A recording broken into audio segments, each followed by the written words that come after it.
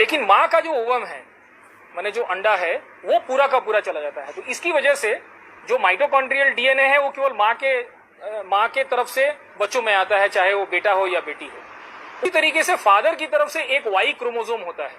आप लोग जानते हैं कि हमारे शरीर में 46 क्रोमोसोम है, 23 आता है मदर की तरफ से, 23 आता है फादर की तरफ से।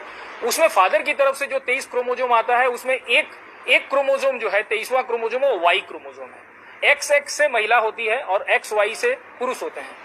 तो ये जो रिसर्च डेविड रीच साहब ने किया, उन्होंने अमेरिका में किया। यहाँ से सारे सैंपल्स लेके गए, फॉसिल और ब्लड सैंपल्स, और वहाँ उन्होंने अमेरिका में अपने लैब में ये सारा रिसर्च किया। तो उन्होंने हिंदुस्तान में 4 माइग्रेशन की बात की। पहला माइग्रेशन उन्होंने कहा कि 70,000 साल पहले अफ्रीका से जो होमोसेपियंस थे उनका माइग्रेशन हुआ, वहाँ से वो लोग वहाँ से निकल के पूरे दुनिया में फैले। तो 70,000 साल पहले जिनका माइग्रेशन हुआ उनको 5 साल लग गया हिंदुस्तान पहुंचने में। 5,000 साल 70,000 साल पहले निकले, 5,000 साल उनको हिंदुस्तान पहुंचने में लगा। यानी 65,000 साल पहले वहां का होमोसेपियंस का एक जत्था हिंदुस्तान आया।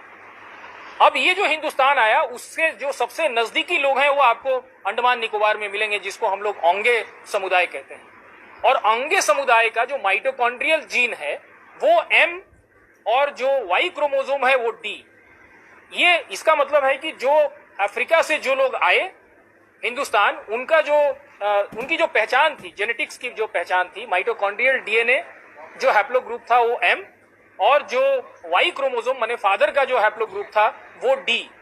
और ये आपको सबसे ज्यादा ये आपको प्रमाणिक तौर पे वहां पे मिलेंगे। जो ओंगे लोग हैं उनका ब्लड सैंपल जब टेस्ट किया गया तो ये पाया गया कि सबसे नजदीक जो 65,000 साल पहले जो लोग आए थे अफ्रीका से, उसके सबसे नजदीक अगर कोई है तो ओंगे लोग हैं। इसके बाद जो लोग सबसे नजदीक हैं वो लोग होविनियंस हैं, और ये सारे होविनियंस केवल झारखंड में मिलते हैं।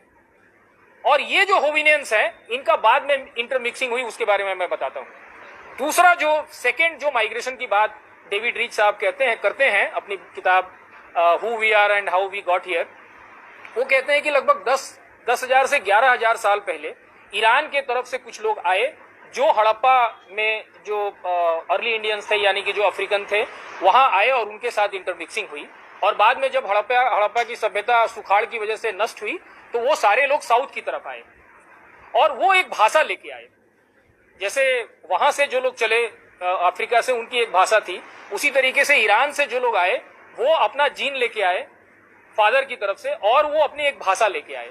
जो भाषा लेके आए उसको कहते हैं एलामाइट, और एलामाइट से सारे साउथ की जो भाषाएं हैं वो निकली। इसीलिए जैसे अरविंद जी ने कहा कि 2 महत्वपूर्ण बात है, एक है जेनेटिक्स यानी कि जीन डीएनए, और दूसरी महत्वपूर्ण बात है वो आपका लिंग्विस्टिक। तो लिंग्विस्टिक जो बात मतलब जो भाषा वो लोग लेके आए वो भाषा थी एलामाइट, और एलामाइट से आपको तमिल, मलयाली, कन्नड़, ये सारी भाषाएं जो है वो एलामाइट से निकली हुई भाषाएं हैं। और इनका जो फादर का जीन है M तो सेम है, क्योंकि मदर साइड से आप देखेंगे तो 70% से लेकर 90% तक जो हिंदुस्तान में लोग हैं उनका जो माइटोकॉन्ड्रियल डीएनए का जो हैप्लोग्रुप है M और M2। लेकिन जब फादर की तरफ से देखेंगे तो जो लोग हड़प्पन सभ्यता के समाप्त होने के बाद जो लोग साउथ की तरफ आए, उनका जो Y क्रोमोसोम है वो है J2, उनका हैप्लोग्रुप है, और उसका जो सब क्लैड है वो है H1A1D2। यानी कि साउथ के लोगों में सबसे ज्यादा परसेंटेज Y क्रोमोसोम, अगर आप इस रिसर्च ये कहता है, अभी भी रिसर्च करेंगे, फर्दर कोई भी नया रिसर्च करेंगे तो आपको यही मिलेगा कि सबसे ज्यादा परसेंटेज Y क्रोमोसोम का उनका जो है वो J2 हैप्लोग्रुप, और उसका सबक्लेड है H1A1D2। उसी तरीके से वो बताते हैं कि ये दूसरे माइग्रेशन के बाद एक तीसरा माइग्रेशन हुआ जो लगभग 4100 साल पहले हुआ, जो चीन से लोग आए। और चीन से जो लोग आए वो लोग 3 चीज लाए। वो लोग केवल अपना डीएनए लेके नहीं आए, वो डीएनए लेके आए, उसके साथ अपनी एक भाषा लेके आए, और तीसरी जो चीज लेके आए वो चावल की एक वैरायटी लेके आए। ये सबसे महत्वपूर्ण बात है। और ये जो लोग आए हमारे हिंदुस्तान में, ये लोग झारखंड में रुके और उसका एक जत्था चला गया ईस्ट की तरफ, यानी कि कंबोडिया, वियतनाम। तो जो उनका जो जेनेटिक सिग्नेचर है यानी Y क्रोमोसोम का, वो है O2A, और ये O2A प्रीडोमिनेंटली परसेंटेज के हिसाब से ये झारखंड के जो आदिवासी हैं, जिसमें कुर्मी समुदाय भी है उनमें मिलता है लगभग 93%।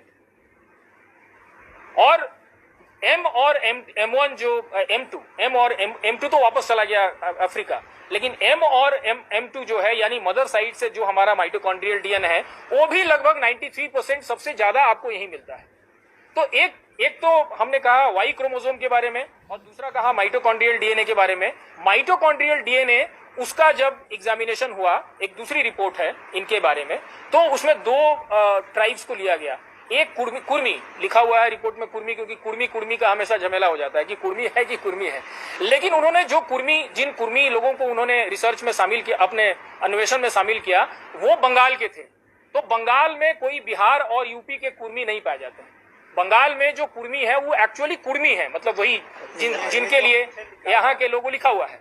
तो बंगाल में जिनका रिसर्च हुआ इसका माइटोकॉन्ड्रियल डीएनए का, वो लोग कुर्मी थे। और उनके साथ लोधा और कुर्मी कम्युनिटी का जब रिसर्च हुआ तो पता लगा कि इनमें सबसे ज्यादा, मतलब माइटोकॉन्ड्रियल डीएनए का जो ये है हैप्लो ग्रुप और M2 जो उसका दूसरा हैप्लो ग्रुप है, ये सबसे ज्यादा कॉन्सेंट्रेटेड पाया गया इन दोनों में। तो आप अगर M से जाएंगे तो पता चलेगा कि लगभग ये लोधा और कुर्मी जो हैं, ये इनकी उत्पत्ति लगभग 54,000 साल पहले हुई। तो झारखंड में भी जितने ट्राइब हैं उसमें सबसे पुराना, अगर क्योंकि इनका जो नोड है जो मैंने पढ़ा है, मैंने उस रिपोर्ट को पढ़ा है, इन